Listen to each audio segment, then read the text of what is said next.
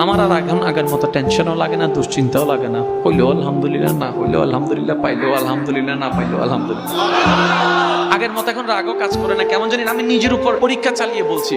আপনি শুধু আপনার দুশ্চিন্তায়, টেনশনে, ভয়ে, তারপরে আপনার কেউ এসে বদনামের কথা শোনাচ্ছে, কেউ আপনার ক্ষতির কথা শোনাচ্ছে, কি করবেন ভবিষ্যতে এটা নিয়ে শোনাচ্ছে। শুধু আপনি একটা মাস, আমার কথাটা রাখেন, একটা মাস আপনি বুঝেন না বুঝেন, শুধু মনে মনে এদিকে শুনবেন আর মনে মনে বলবেন আলহামদুলিল্লাহ, আলহামদুলিল্লাহ, আলহামদুলিল্লাহ, আলহামদুলিল্লাহ। দেখবেন আপনি এক অদৃশ্য রকমের শক্তি অনুভব করতে পারবেন। এক অন্যরকম একটা ভালো লাগা আপনার ভিতরে কাজ করবে। মনে করেন আপনাকে কেউ বকা দিচ্ছে, আপনি বুঝতে পারছেন উনি এখন আপনাকে এসে বকা দিবে।